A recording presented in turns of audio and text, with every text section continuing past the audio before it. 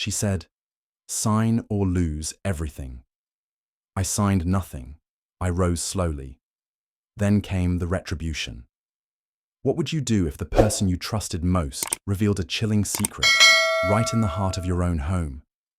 Imagine this, a quiet evening, the kind where the world feels soft and safe, shatters when Nathan Carter steps onto his front deck and into a nightmare. Groceries slip from his hands as two strangers, shadows carved from muscle and menace, seize him without a word.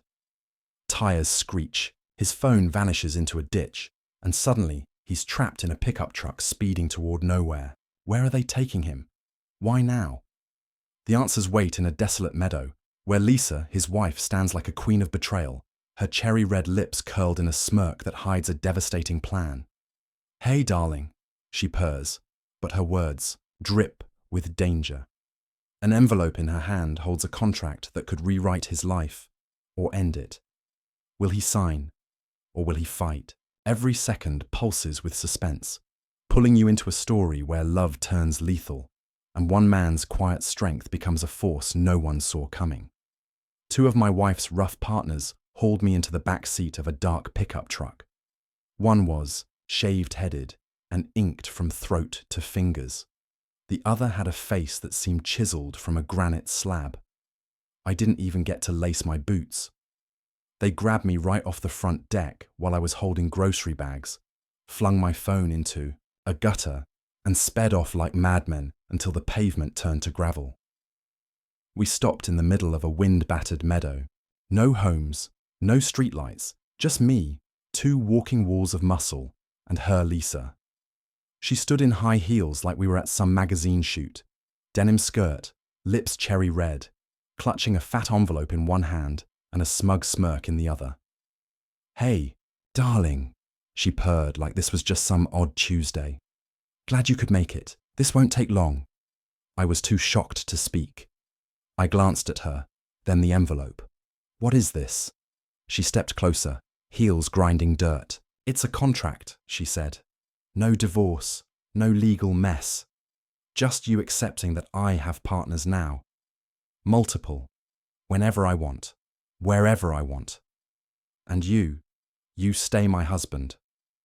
Silent, faithful, like a dog. The shaved-headed one laughed. The other pulled a pen from his jacket pocket.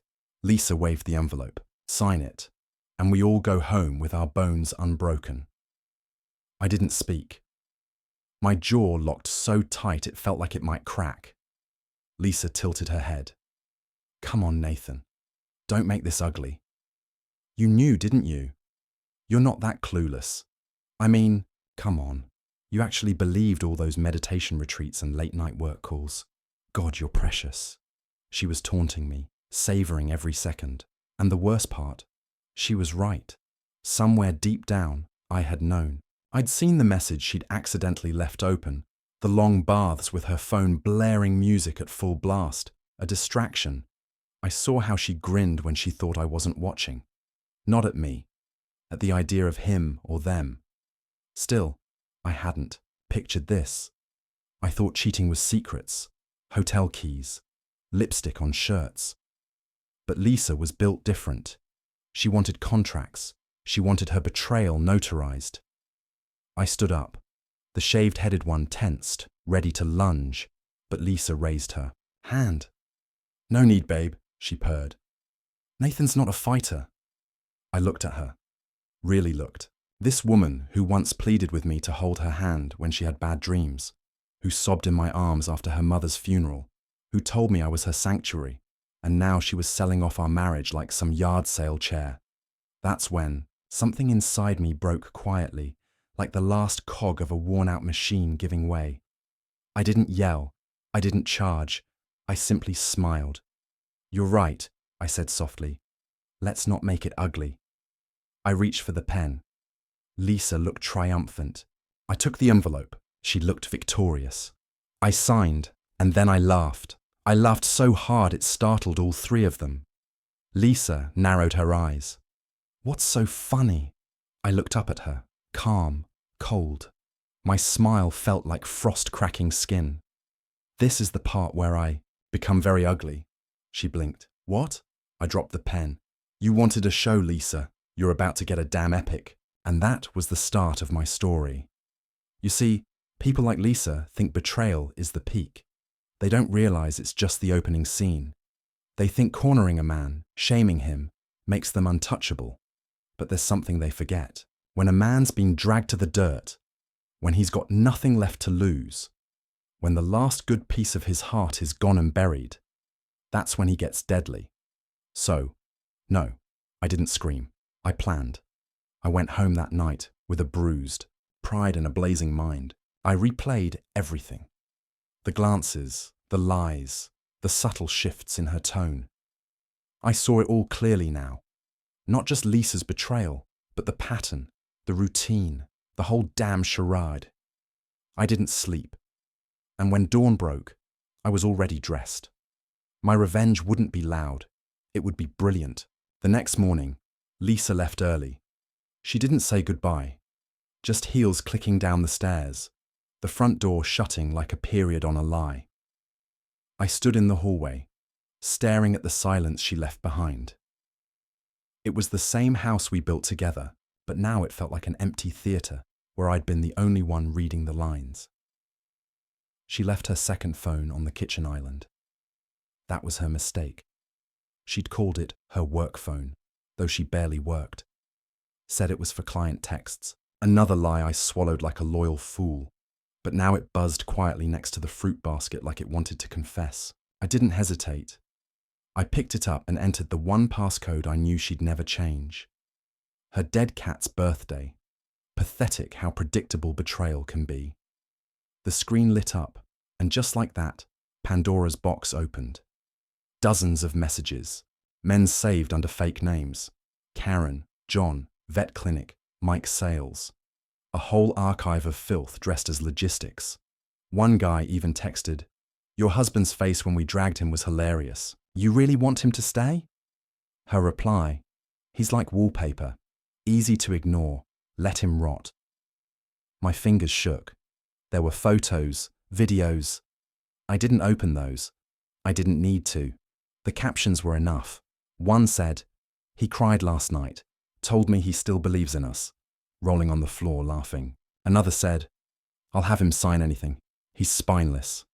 I didn't feel spineless anymore. There was a time when Lisa could make me feel like I wasn't enough. She had a way of shrinking my confidence with a sigh or a glance.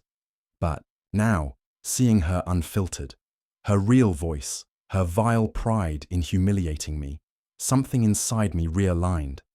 This wasn't just cheating. It was a blade. She didn't want to love me.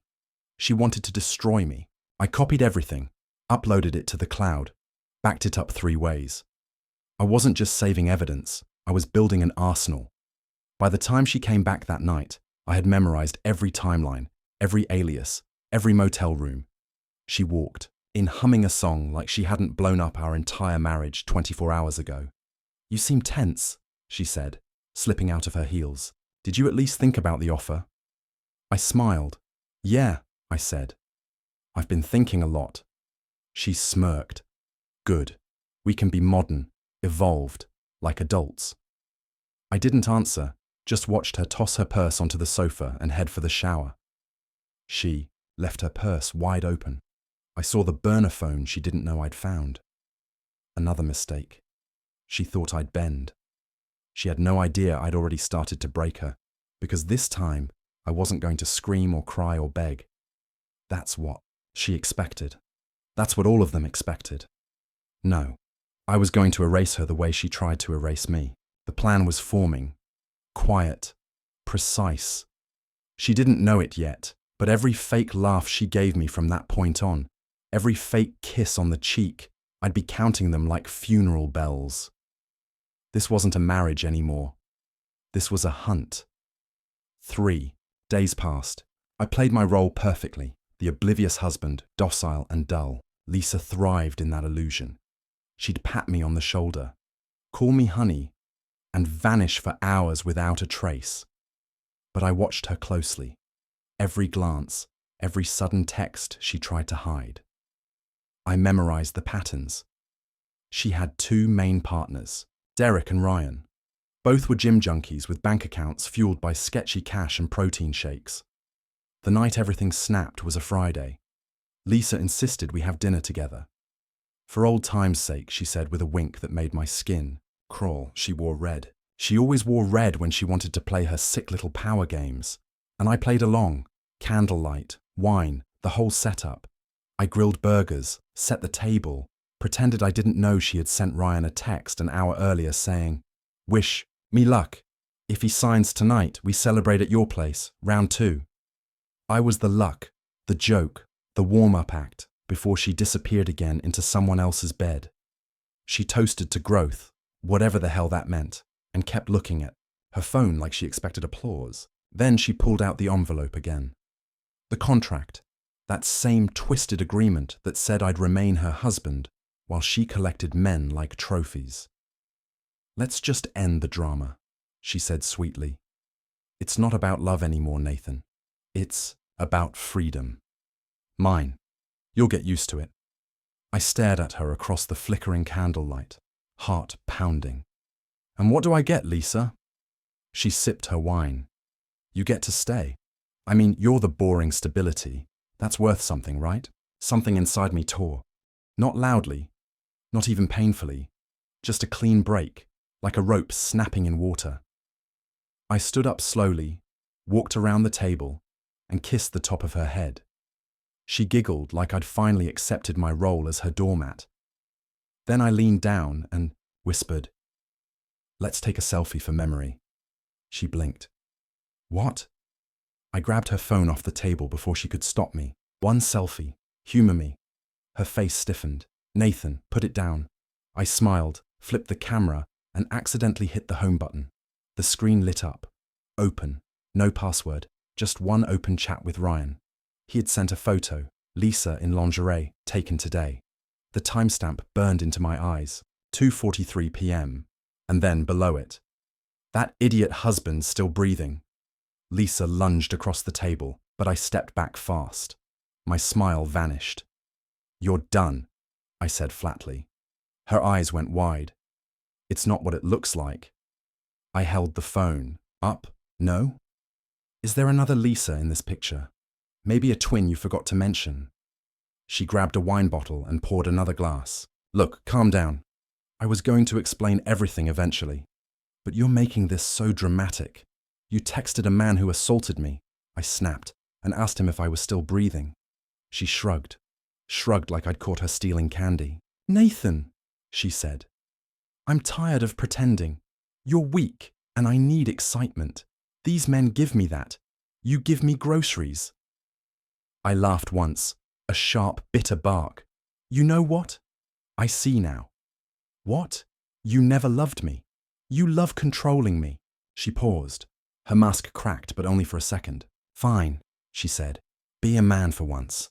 Leave or stay and rot. I'll keep doing what I want either way." I nodded. "You'll regret this." Lisa raised her glass. "Cheers to regret." Then she drank, but she didn't know that was her last peaceful sip in this house. Lisa thought she was untouchable. That's the problem with people like her. They think everyone around them is furniture, movable, replaceable, disposable. After that dinner, I didn't sleep. I couldn't. I sat in the garage with the door half open, the cold air biting at my skin, scrolling through her messages, reading her filth, her plans, her arrogance. She wasn't hiding anymore.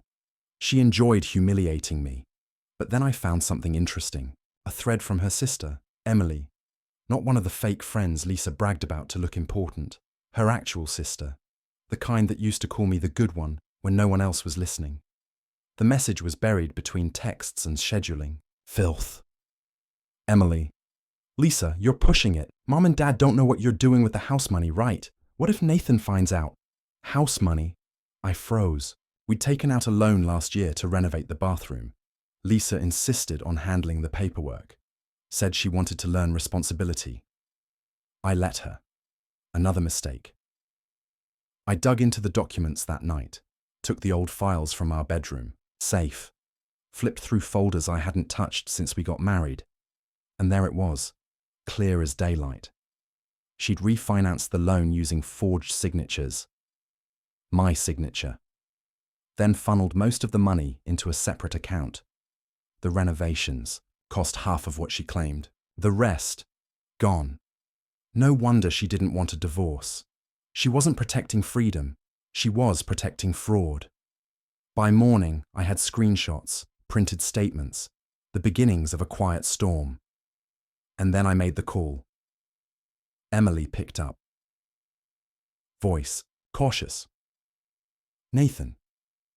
Hey, I need you to answer one question honestly. She paused. If it's about Lisa, did she steal money from our joint loan? A long silence, then a sigh. Yes. Why didn't you tell me? She said you knew. Said it was your idea to help her get the boutique investment ready. Nathan, she lies to everyone, not just you. I sank into the couch, heart heavy. How long? She's been funneling for months. Some of it to a guy in Texas. Ryan, I think. Of course, it was Ryan. Thanks, I said. I'm handling it now. Be careful, Emily said quietly. Lisa's worse than you think. She always has been. I hung up and stared at the living room Lisa decorated with money she stole, love she faked, and lies she wore like silk. I wasn't going to scream. I wasn't going to warn her. I was going to expose her to her family, to her partners, to her polished little world. I waited until Sunday. Lisa's precious weekly dinner with her parents, that perfect suburban ritual she used to convince everyone she was the good daughter, the successful one, the loyal wife. I showed up uninvited. They were already seated. Lisa froze when I walked in. Her father looked confused. Her mother smiled, awkwardly. Didn't know you'd be joining us, Lisa said, her tone too sweet, too sharp. I laid the folder on the table. Thought I'd bring dessert. She looked down, saw the printed statements, the screenshots, the bank transfers, the forged signature. Her mother blinked. Lisa, what is this? Her father's face drained of color. Lisa stood up. Nathan, don't do this here. Why not? You love making a scene. She tried to grab the folder, but her dad snatched it first. What the hell is this, Lisa? Lies, she said quickly. He's twisting it. He's angry. No, I interrupted. This is the truth. The same truth she's been hiding from you while parading around like a trophy daughter. Her father's hand shook. You forged his name. Lisa opened her mouth, closed it, and for the first time, she didn't have a lie ready. The ride home from Lisa's parents' house was silent.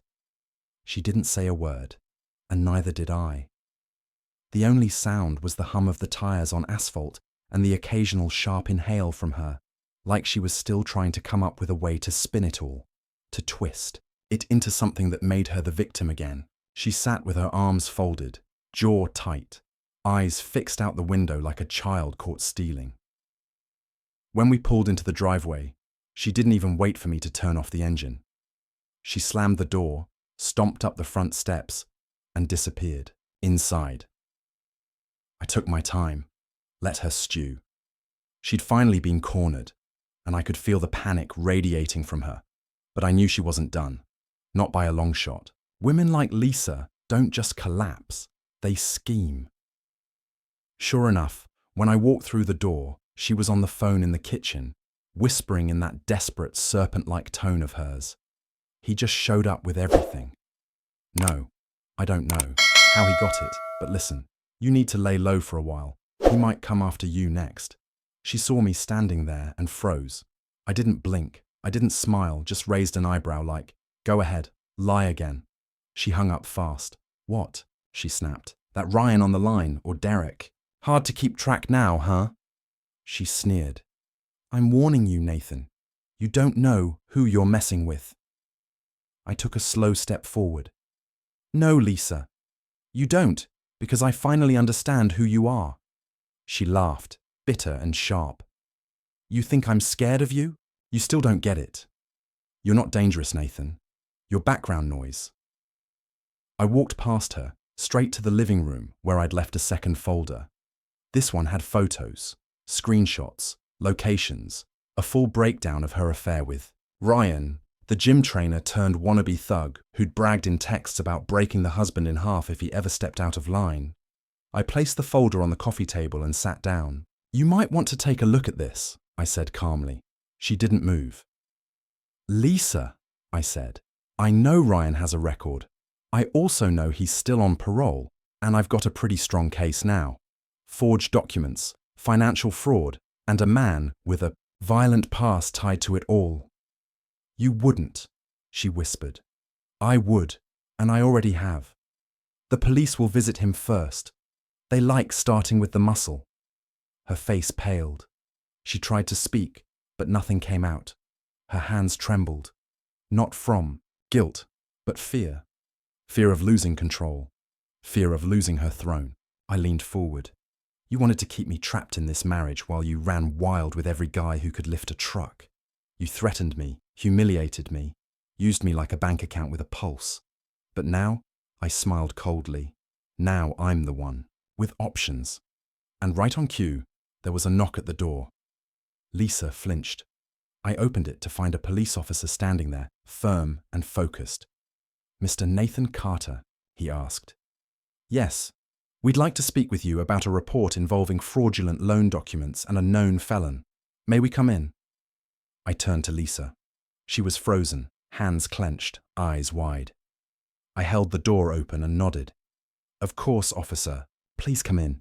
She backed into the corner of the room like the walls were closing in. And maybe they were, because one of her partners was already on the run. And the next one, he wouldn't be so lucky.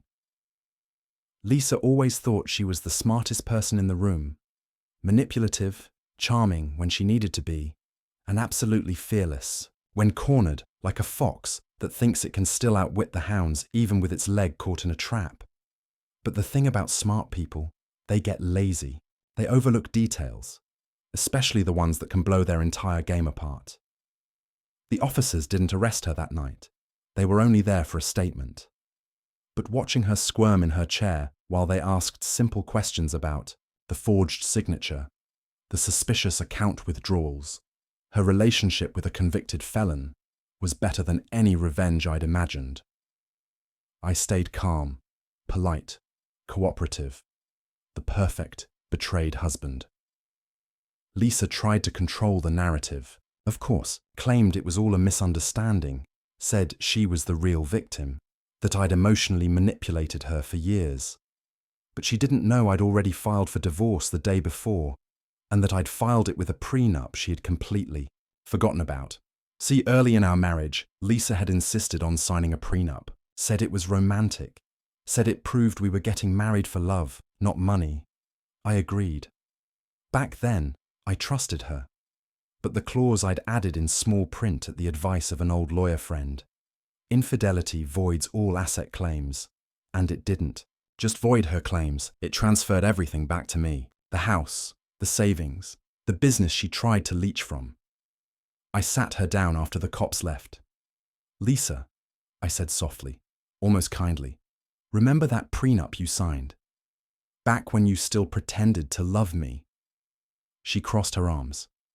"What about it?" I slid the original across the table. "You should have read it more carefully." She flipped through the pages, eyes scanning fast, then slower, slower still, and then she saw it. The clause, ironclad. "No," she whispered. "You can't use this. You tricked me." "No," I said. "You tricked yourself. You wrote the ending to this story the moment you dragged me into that meadow and told me to sign or be broken." Her hands shook. She stood up, breathing heavy. "You can't take everything. This house is mine. I decorated it. I picked the tiles." "You paid for it with stolen money," I interrupted. "And it's not your name on the deed anymore." "It never was." She went silent. Then she laughed. Not that playful, flirty laugh she used when we were happy. This was bitter, ugly, shaky. "You think you've won?" she spat. "You think this is over because you pulled some sneaky clause out of your ass?" I didn't blink. It's over because you underestimated me. She pointed a shaking finger at me. You're pathetic. You'll always be pathetic. No matter how much paper you wave in my face. Maybe, I said. But I sleep alone now. And I sleep peacefully. She stormed upstairs, slamming the door so hard a picture fell off the wall. I didn't even flinch, let her scream, let her throw her tantrums. It was too late, because this wasn't just the end of a marriage, it was the collapse of a con. She built a life of lies, betrayal, and masked cruelty, but she forgot to check the foundations, and now everything she thought she owned was slipping right through her perfectly manicured fingers. Lisa went quiet for a few days after I showed her the prenup. No more insults, no late-night phone calls, no smug stares. She barely left the bedroom except to heat up coffee and vanish into her own bitter silence. But I knew better than to believe she'd surrendered. Lisa didn't just give up, she regrouped, and right when I started thinking the storm might have passed, it came crashing back through the front door. Literally. I was in the garage sorting through old boxes when I heard the slam. The kind of slam that told you someone didn't come to talk. I walked inside and saw him, Ryan, all muscle, tattoos, and fury. His shirt soaked with sweat, his jaw clenched so tight you could see the veins in his neck. Lisa stood behind him like some twisted queen watching her knight charge into battle. You think you're clever, huh? Ryan growled, stepping closer to me. You called the cops on me, made me look over my shoulder every damn second. I didn't flinch. I'd been scared once. Not anymore. You assaulted me, I said flatly. And your parole officer knows. You should be in a cell, not my house. He smirked, but his eyes darted. Wild, cornered. You're not pressing charges. Lisa said you wouldn't. I looked past him, straight at her. Lisa lies. She always lies. That hit. Lisa's smirk wavered. She opened her mouth to speak, but Ryan was already stepping forward again, jabbing a thick finger into my chest. You think paperwork makes you a man? He hissed. You think your little folders scare me? I looked down at the finger pressed into my chest, then back at his eyes. No, I said. But you should know I installed cameras last week, one in this room, one outside. And guess what? They're recording. Ryan froze. I tapped my phone in my pocket. One button, and your parole officer gets a video of you violating the restraining order I filed yesterday. Signed, stamped, delivered. Lisa's eyes went wide. You're bluffing. Am I? I asked. Feel free to test me. For a moment, the whole room crackled with tension. Ryan's fists clenched, knuckles pale. Lisa looked like she was calculating which one of us could still save her. Then, slowly, Ryan stepped back. You're dead inside, man, he spat. You think this makes you strong, hiding behind the law? No, I said. What makes me strong is that I didn't stoop to your level. You're a threat to society. I'm just a reminder that eventually, someone will stop you. He turned, glared at Lisa, and growled, This wasn't worth it. Lisa reached out to touch his arm. Ryan, don't! He shoved her hand off and stormed out. The door slammed again. This time, it felt final. Lisa didn't look at me, just stood, in the middle of the room, arms at her sides, completely stripped of her power. I poured myself a glass of water. You picked a man who'd break the law for you, I said. But not one who'd stay when the game stopped being fun. Her voice cracked. He said he loved me. No, I said. He loved breaking things. You just handed him the bat. She opened her mouth, maybe to lash out, maybe to beg. I didn't care. I walked past her without another word. For the first time since this nightmare started, I felt peace. Not the quiet kind, the righteous kind. The kind that comes when the wreckage starts clearing and you realize you're still standing. The morning after Ryan's meltdown, Lisa sat at the kitchen table, staring into a black cup of coffee she hadn't touched. No makeup, no jewelry, just a woman in a hoodie too big for her, looking like she hadn't slept in days. It was the first time I'd seen her without her mask. I almost felt sorry for her. Almost. She didn't look at me when I walked in, just said, "So what now?" I poured my own coffee and leaned against the counter. Now the divorce finalizes next week. The house is mine. The business accounts are locked. You'll be served the formal exit notice by Friday. She flinched, as if each word was a slap, but she didn't argue. Not anymore, I continued. You'll need to pack your things by then. I've already arranged for your mail to be redirected. Still, she said nothing. The silence between us was heavier than it had ever been. Not because we were holding back, but because there was nothing left to say. All the lies, all the mind games, all the late-night whispers she thought I never heard. They had collapsed into this. Two strangers sipping coffee in a house built on betrayal. I didn't want it to be like this, she finally muttered. I laughed, not loud, just a short, bitter sound. You wanted a husband who'd stay loyal while you played queen. You had your throne.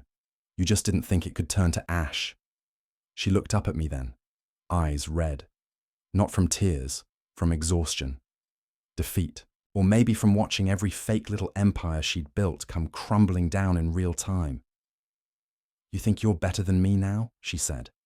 I stared at her. No, I know I am. Because when I was hurt, I didn't hurt others.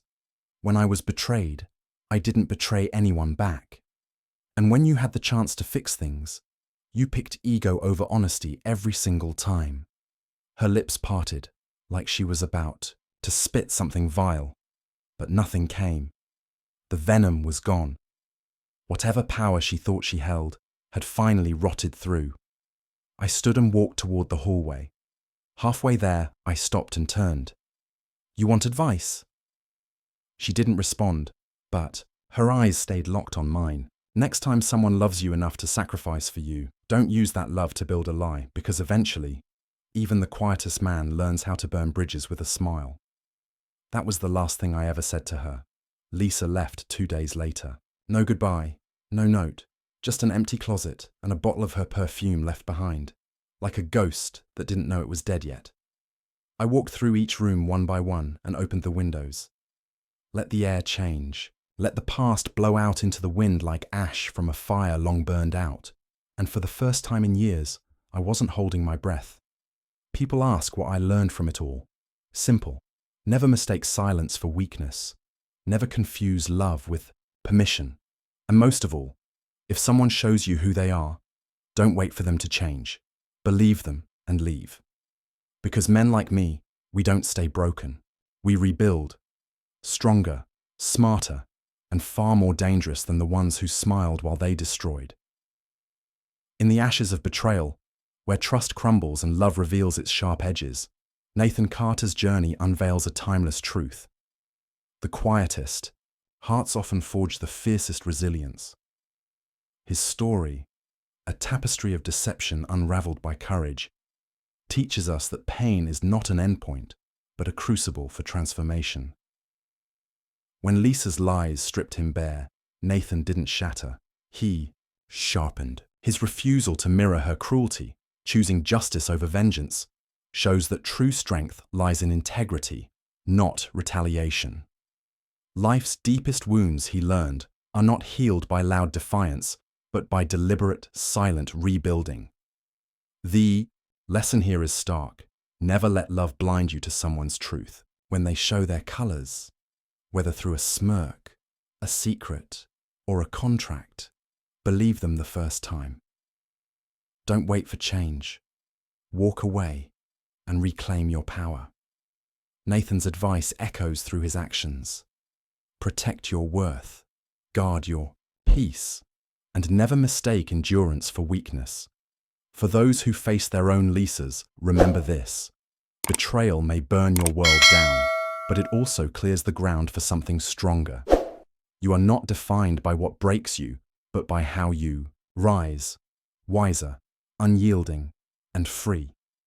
Let every scar be a reminder you can rebuild, and the life you craft will outshine the one you lost.